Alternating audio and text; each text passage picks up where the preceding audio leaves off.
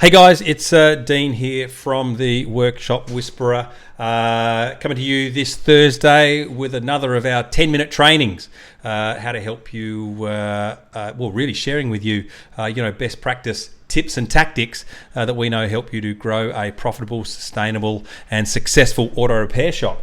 Today, if you want to know why your team members keep leaving your auto repair shop, you are in the right place, because in this video I'm going to discuss exactly why your workplace culture, your company culture, impacts your recruitment process, why it also impacts your employee productivity, and also your ability to retain good team members.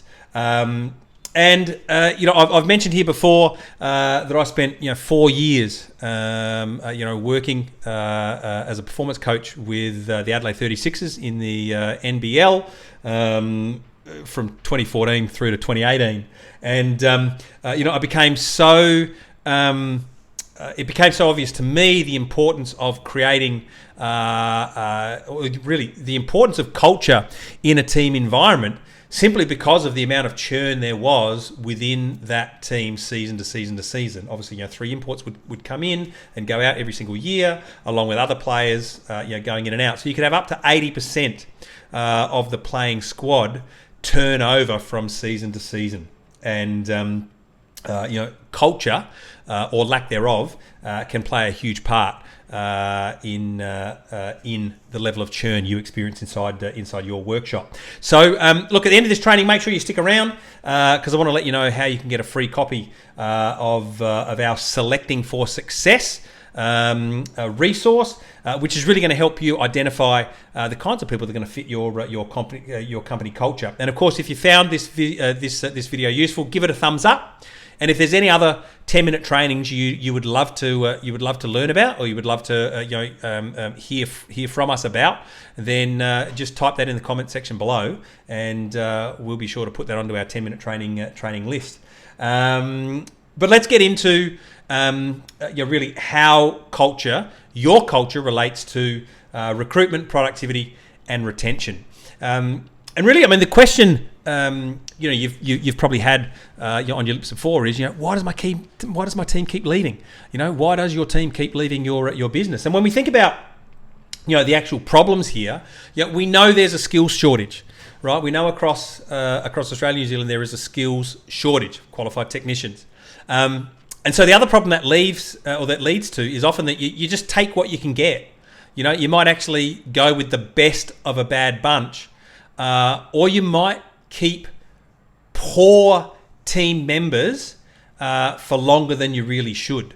There was a study that once showed that on average Australian businesses hold on to poor talent for 3 years, right? That is 3 years where you're hanging on to bad people, bad fit, toxic team members.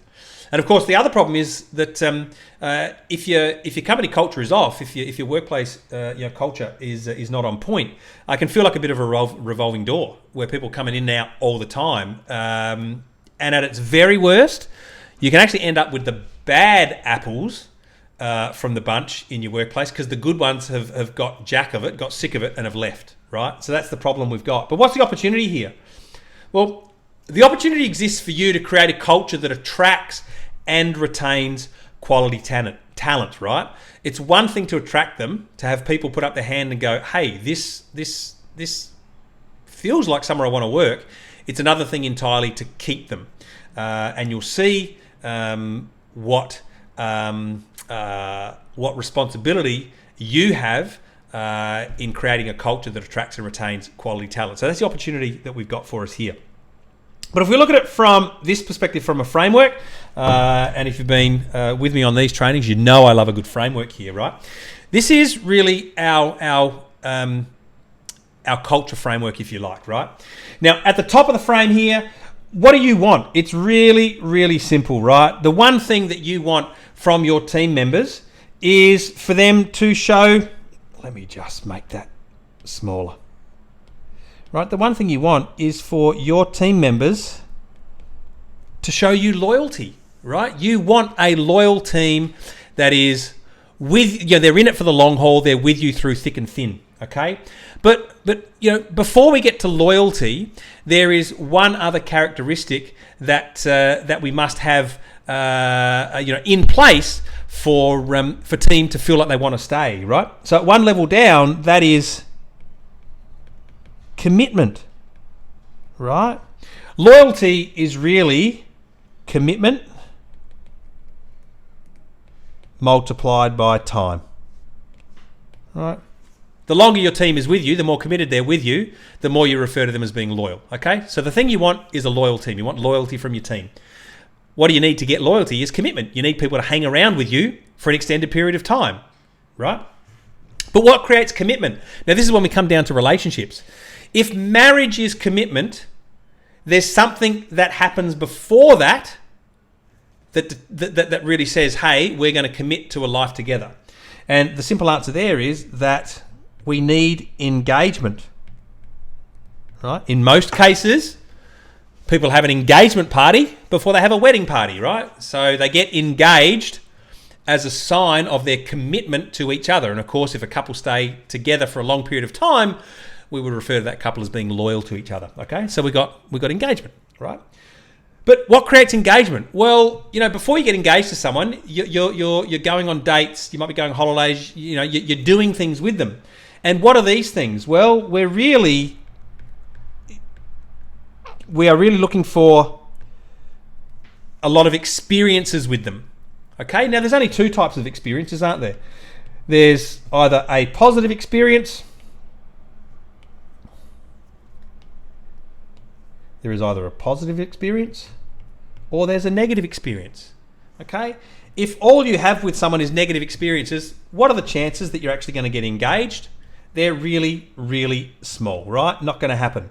But if what you're having is all positive experiences, what's the chances of getting engaged? Well, they get significantly quite higher. If you get engaged and you still keep having positive experiences, what's the chances of remaining committed to each other? Really positive, okay?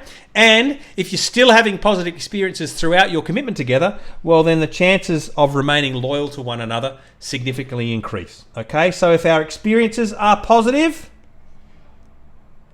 then the chances of us being with people or, like having a team that's loyal are pretty damn high. But here's the thing, right? What's the thing that creates these experiences? How do they get it? And this is the part that I want you to really, really get clear on, because this is where culture is built, okay? And when we talk about culture, what is culture? Well, culture is your environment. That's all it is. If I ask you the question when you're traveling, how do you know you're in a different culture? Well, it's simple. Because what you see, hear, feel, taste, and smell will all be different to what you know. And of course, the three big ones here are what you see, what you hear, and what you feel. So the key to creating a compelling workplace culture, the kind of place that people want to be and stay, is to ensure that what they see, hear, and feel from you is positive. Absolutely critical there. So if we come back here, right, what are the actions? Well, you need to make sure that you, as the leader, right, you embody everything that would make a team member want to stay. Okay? So how you show up in your role as the leader, the owner, the boss, what you say to your team, the positive reinforcement, the positive training, right? The positive commentary about what they're doing is really important for them to feel like they're wanted, to feel that they are engaged in your vision. And how you make them feel about themselves, the value they bring, the skills they have, the knowledge that they're gaining, right, plays a massive role in your team wanting to stay a part of your business. So you are infinitely responsible for the environment, right, that your team is a part of. Okay? What's the results? Well, when you really focus on creating a quality workplace culture that people want to be a part of, well, the result is you create an environment they can't leave, right? And will people leave for money? Some will, but more want a great lifestyle and a great working environment than they want more money. Okay, people will tolerate it for a period of time, but eventually they want to be treated well. They want to be, they want to be seen, they want to be heard, they want to be felt as valuable parts of a dynamic team. And when you can create an environment that they feel great about, they can't leave. It's really difficult for them to want to leave. Okay, so why does this work? Well, it works because positive experiences equal positive engagement. And when our teams are engaged at work, quality goes up, errors go down, but productivity flourishes, right? Because you can get more done with less of the right amount of people all pulling in the same direction than you can with a lot of idiots, toxic individuals, all tightly packed together under the roof of your workshop. So positive experiences produce positive engagement, and as we've seen from the model up here, positive engagement produces commitment, and commitment is the precursor to loyalty, right? So what's the lessons here? It's simple. Environment is everything. You absolutely must be working on your culture, right? The actual physical environment, what people see, hear, feel, and to a lesser degree, taste and smell inside your workshop, inside your business every single day. That is one of your fundamental objectives as the leader of your organization, is to create an environment that people do not want to leave. All right. That's super important. So if we come down here right to the back here, I said at the start of the video, if you want to get a copy of our free resource, Selecting for Success, the Values Fit, it's just a short one-page PDF that's going to help you get really clear on who is and who is not a fit for your culture. Because when you attract and hire people who already fit your workplace culture, your team will accept them and welcome them much quicker.